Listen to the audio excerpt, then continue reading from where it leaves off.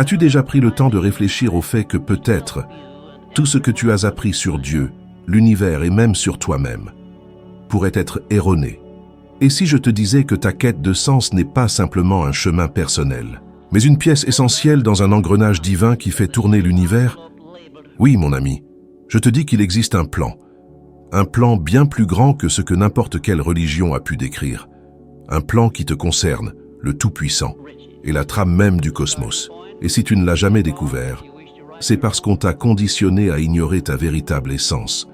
T'es-tu déjà demandé pourquoi ce vide apparaît précisément quand tout semble aller bien? As-tu remarqué que, même entouré de personnes, de succès ou même de foi, il manque toujours quelque chose? J'ai rencontré beaucoup d'hommes dans ce cas. Certains occupaient les plus hautes fonctions de ce pays.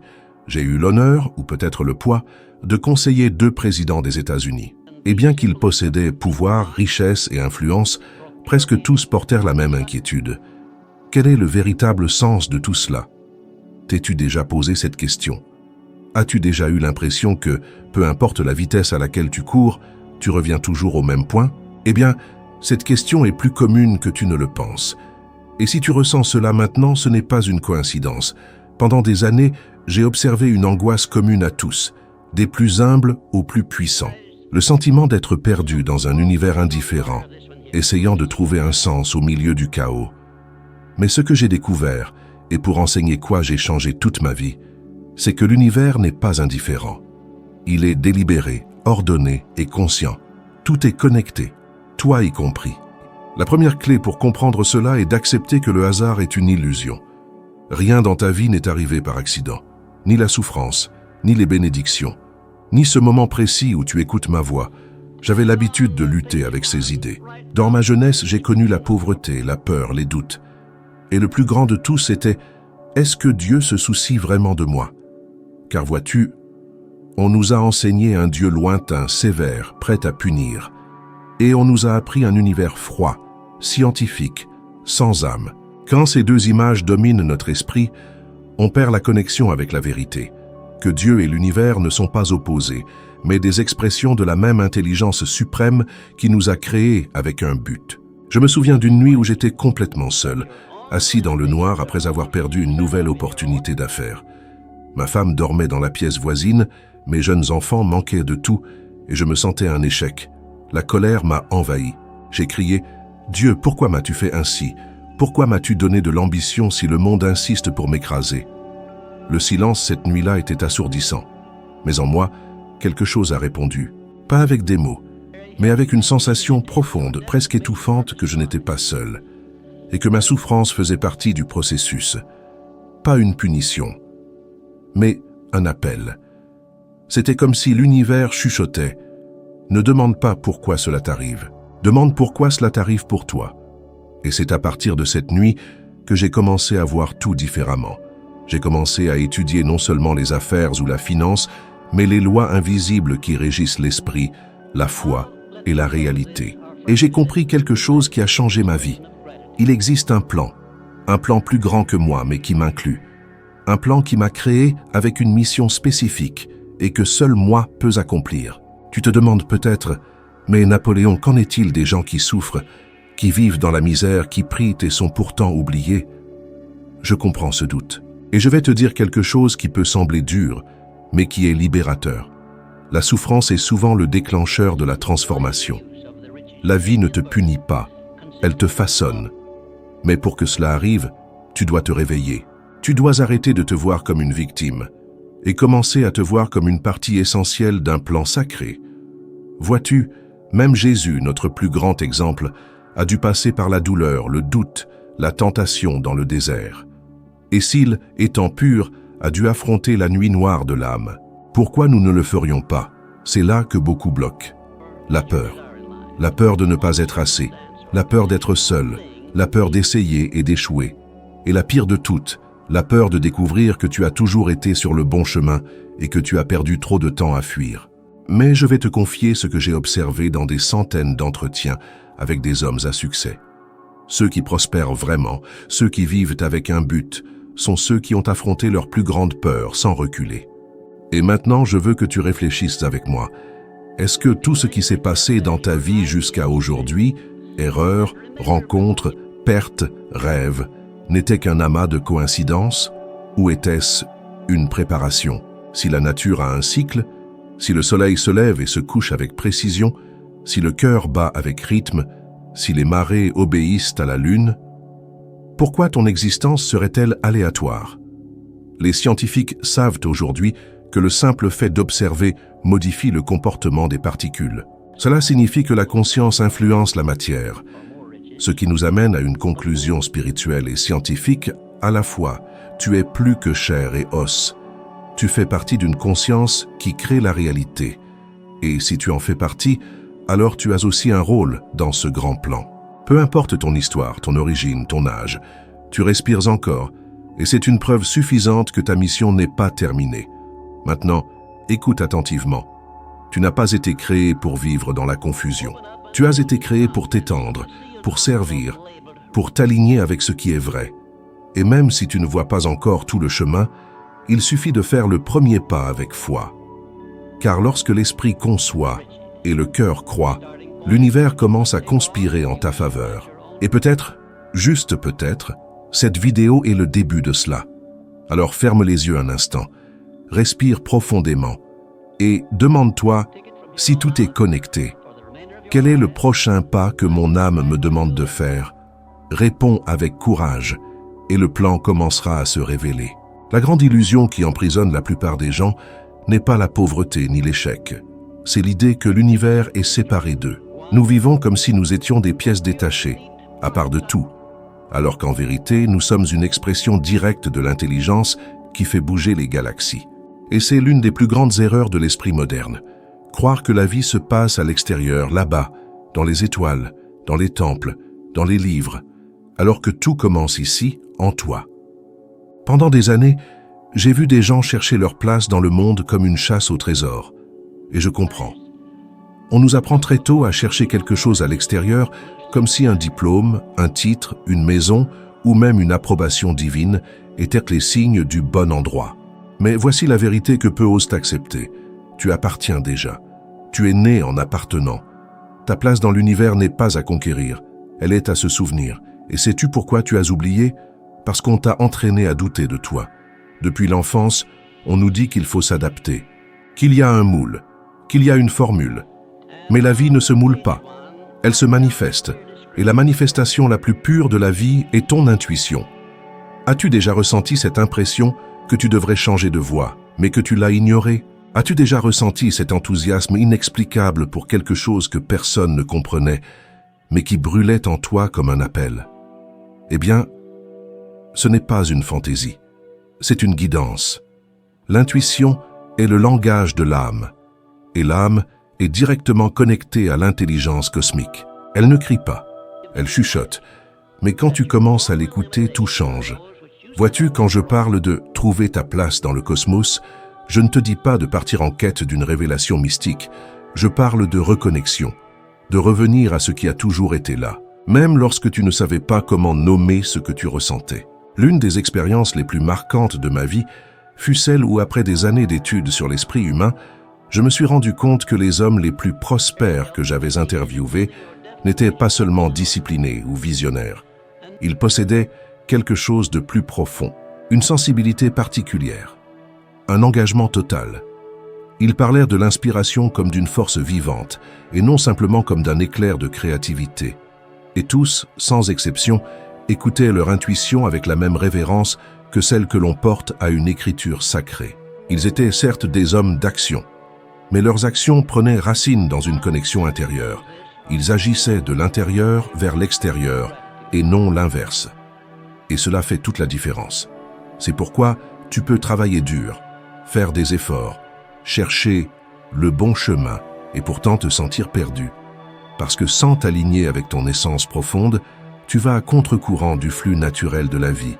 Tu rames à contre-courant alors que tu devrais naviguer avec elle. La question que je te pose maintenant est simple mais profonde.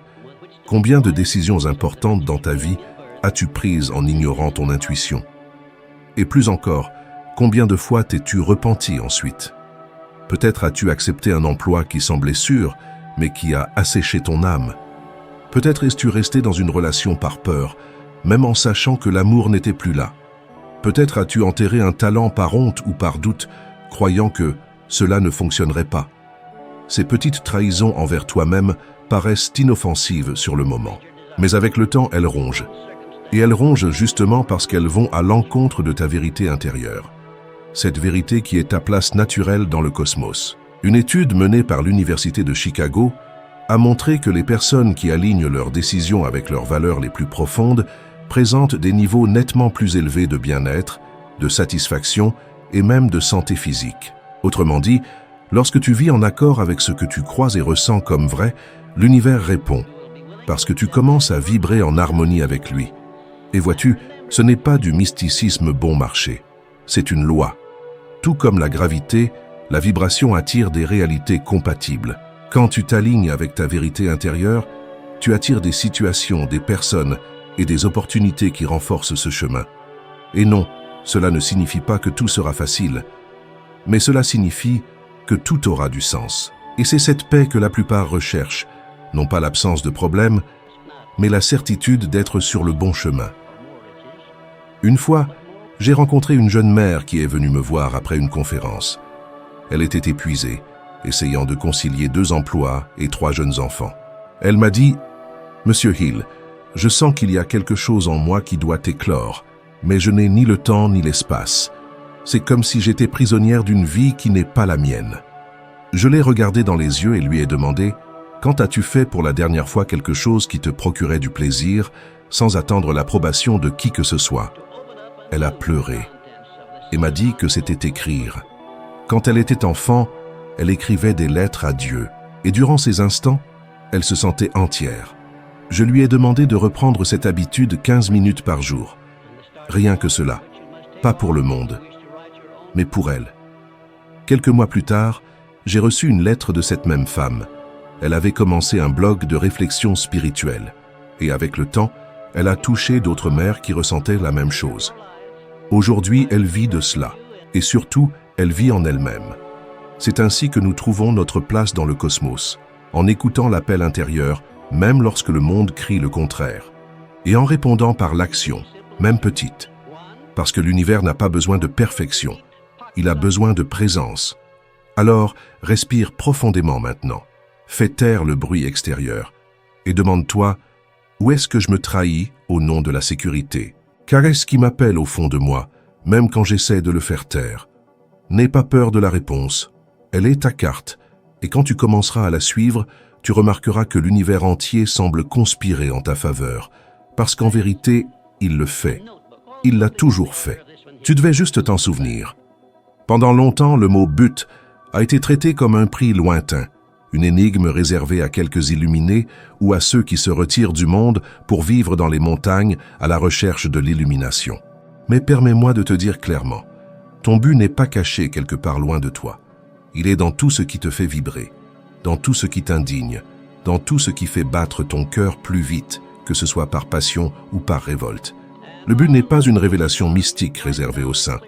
C'est un appel continu à vivre selon qui tu es vraiment. Et souvent, il se présente déguisé dans les situations les plus simples de la vie. Une conversation avec un inconnu, un souvenir d'enfance, une idée qui surgit sous la douche et refuse de s'en aller. Et tu sais de quoi je parle. Cette pensée récurrente, cette inquiétude qui revient chaque fois que tu essaies de prendre un autre chemin, ce n'est pas une coïncidence, c'est l'insistance de ton âme. Mais l'erreur de la plupart est de chercher ce but comme on chercherait un mot de passe ou une recette de gâteau. Ils attendent une illumination grandiose, alors qu'en réalité, le but se révèle au fur et à mesure que tu commences à agir, même sans avoir toutes les réponses. J'ai appris cela de la manière la plus difficile. Après avoir interviewé des dizaines de millionnaires, entrepreneurs, inventeurs et leaders de mon époque, j'ai perçu un schéma. Tous ont commencé sans savoir exactement où ils allaient. Mais il y avait une étincelle, un désir ardent de transformer quelque chose en eux-mêmes ou autour d'eux. Et c'est en agissant sur ce désir que le chemin s'est ouvert. Je me souviens d'un jeune homme que j'ai rencontré au début de ma carrière. Il travaillait comme aide de nettoyage dans une imprimerie. Ses yeux brillaient, même si sa fonction était invisible aux yeux de presque tous là-bas. Un jour, alors que j'attendais une interview avec le propriétaire de l'imprimerie, ce jeune homme m'a pris à part et m'a dit « Monsieur Hill, j'ai lu un article que vous avez écrit sur la pensée positive et j'ai commencé à appliquer cela chaque jour. Je sais que mon travail est petit, mais je crois pouvoir être utile autrement. » Il a commencé à écrire des suggestions d'amélioration pour l'imprimerie sans que personne ne le lui demande. Et il n'a pas tardé à être promu. En 5 ans, il était directeur des opérations. En 10 ans, il a créé sa propre maison d'édition. Vois-tu, il n'a pas découvert son but comme on ouvre un coffre rempli d'or. Il l'a incarné dans de petits gestes, et c'est cela que peu comprennent. Le but ne se découvre pas. Il se révèle dans la pratique. C'est dans le mouvement qu'il prend forme. C'est quand tu utilises tes dons, aussi petits soient-ils, pour servir le monde d'une manière ou d'une autre, que le plan se révèle. Maintenant, arrête-toi un instant et réfléchis. Quel est le don que tu as et que tu sous-estimes le plus? Qu'est-ce qui te vient naturellement, mais que tu penses de sans valeur parce que cela ne correspond pas aux standards traditionnels de réussite? Cela peut être écouter, consoler, enseigner, créer, organiser, ou même cuisiner avec amour. Le monde a justement besoin de cela. Et peu importe à quel point tu penses que c'est petit, quand c'est aligné avec l'intention et la vérité, cela transforme les réalités. Les vrais chrétiens comprennent que le but n'est pas une autopromotion, mais un service. La vie même de Jésus-Christ fut l'incarnation parfaite de cela. Il n'est pas venu chercher la gloire pour lui-même, mais pour servir, guérir et libérer. Il a lavé les pieds, il a écouté les douleurs des oubliés, il a pleuré avec ceux qui pleuraient. Et en vivant ainsi avec cette abnégation, il a accompli le plan le plus grandiose de l'histoire de l'humanité. Et voici quelque chose que tu dois entendre. Tu fais aussi partie de ce plan. Dieu ne gaspille pas les matières premières. Il n'aurait pas créé une âme comme la tienne s'il n'y avait pas une œuvre spécifique qui attendait tes mains. Mais fais attention. Tout comme il y a des exemples de personnes qui ont fleuri en vivant leur but, il y en a aussi qui ont sombré en l'ignorant. J'ai vu cela chez de nombreux hommes influents. Des hommes qui possédaient argent, prestige et renommée, mais qui vivaient dans un silence intérieur. L'un d'eux en particulier m'a marqué. Un homme d'affaires milliardaire dans l'industrie de l'acier, extrêmement prospère aux yeux du monde, mais profondément vide à l'intérieur. Un jour, il m'a dit « J'ai tout conquis, mais je n'ai jamais été vraiment moi-même. » Peu de temps après, il a mis fin à ses jours. Cela m'a fait comprendre que le succès sans but n'est rien d'autre qu'une prison dorée. Peut-être que vous avez déjà ressenti cela. Ce sentiment de réussir des choses, sans pour autant se sentir connecté, d'atteindre des objectifs, sans ressentir de paix intérieure. C'est pourquoi votre but doit être plus qu'une belle idée. Il doit être vécu. Il doit se traduire en actions concrètes. Et plus vous vivez ce pourquoi vous êtes né, plus vous impactez le monde autour de vous. C'est un effet domino. Votre lumière en réveille d'autres. Votre vérité libère d'autres vérités. Et voyez-vous, je ne dis pas que ce sera facile. Vivre avec un but est un défi. Cela exigera que vous disiez non à ce qui ne résonne plus en vous, que vous vous éloigniez de personnes qui ne croient pas en vous, que vous affrontiez des peurs anciennes. Mais c'est précisément ce processus qui vous renforce, qui vous façonne, qui vous élève. Vous n'avez pas besoin d'approbation. Vous avez besoin de courage. Et je veux que vous fassiez un exercice maintenant. Prenez papier et stylo et écrivez. Qu'est-ce qui me révolte dans le monde? Quel type de transformation j'aimerais provoquer si je n'avais pas peur? Que ferais-je gratuitement, juste pour le plaisir de le faire? Les réponses ne viendront peut-être pas toutes immédiatement, mais commencez à écrire. C'est déjà un acte d'ouverture. Et si vous faites cet exercice tous les jours pendant une semaine, quelque chose émergera. Quelque chose qui était là tout le temps, mais que vous ne pouviez pas voir. N'attendez pas un signe dans le ciel. Le plus grand signe que vous puissiez recevoir est cette agitation dans votre esprit maintenant, cette chaleur dans votre poitrine, ce désir de sortir du pilote automatique. C'est Dieu qui vous appelle à revenir à lui. Et la plus belle façon de répondre, c'est de commencer à vivre ce que vous seul pouvez manifester dans ce monde. Vivre avec intention. Pour moi, c'est la différence entre exister par inertie et vivre avec un but. Ce n'est pas suffisant de savoir que vous avez une place dans l'univers. Ce n'est pas suffisant de comprendre que vous portez un don unique, ni même de reconnaître votre appel. Tout cela, aussi puissant soit-il, n'a aucune valeur s'il n'est pas traduit en pratique, en action, en décision, en présence. Car la vie répond à l'action, pas seulement à une intention mal exprimée. Pendant des décennies, j'ai observé attentivement des milliers de personnes en quête de but. J'ai vu certaines trouver la clarté, mais tomber dans le piège de la procrastination. Et j'ai vu d'autres, peut-être encore plus incertaines, simplement faire de petits pas quotidiens et ainsi ouvrir des portes qu'elles n'auraient jamais imaginées. La vérité est que ce n'est pas la taille du pas qui compte, mais la direction. Et la bonne direction est toujours celle qui exige du courage. Un jour, j'ai rencontré un homme qui m'a dit « Monsieur Hill, je crois en tout ce que vous enseignez. J'ai la foi, je lis la Bible, je visualise mon succès, mais rien ne se passe. » Je l'ai regardé avec compassion et j'ai demandé « Et qu'en faites-vous » Il est resté silencieux. Et dans ce silence se trouvait la réponse. Il croyait, mais n'agissait pas. Et là où il n'y a pas d'action, il n'y a pas de miracle. Car même la mer Rouge ne s'est ouverte qu'après que Moïse ait fait le premier pas. Vous devez comprendre que la foi sans œuvre est morte. Et vivre avec intention, c'est exactement cela. Rendre votre foi visible dans les choix que vous faites chaque jour. Ce n'est pas une question de grands gestes. C'est une question de cohérence. De se lever le matin et de faire de sa routine un reflet de son appel. Si votre but implique de prendre soin, alors prenez soin. S'il implique d'enseigner, alors partagez. S'il implique de créer, alors produisez. Mais faites-le. Faites-le avec conscience, avec engagement, avec vérité. Car l'univers ne répond pas aux paroles, il répond à la vibration de l'action intentionnelle. Et vous savez ce qu'il y a de plus beau là-dedans? C'est que lorsque vous commencez à vivre ainsi, quelque chose change en vous. Vous ressentez une présence constante, une sensation de ne pas être seul, qu'une intelligence supérieure coopère avec vos mouvements. Et cette sensation a un nom, l'alignement spirituel. La science a déjà prouvé que les personnes qui vivent avec une intention claire ont des niveaux plus élevés de bien-être, moins de stress, une plus grande longévité. Une étude menée par l'Université de Californie a montré que les individus pratiquant régulièrement la réflexion intentionnelle, comme la prière, la méditation ou le journal de gratitude, présentaient une réduction significative des marqueurs d'inflammation et de stress chronique. Ce n'est pas de la magie, c'est la cohérence entre l'âme et l'action, l'esprit et le corps, le but et la pratique. Mais vivre avec intention exige aussi une décision profonde, celle d'abandonner le rôle de victime. Et cela est inconfortable pour beaucoup.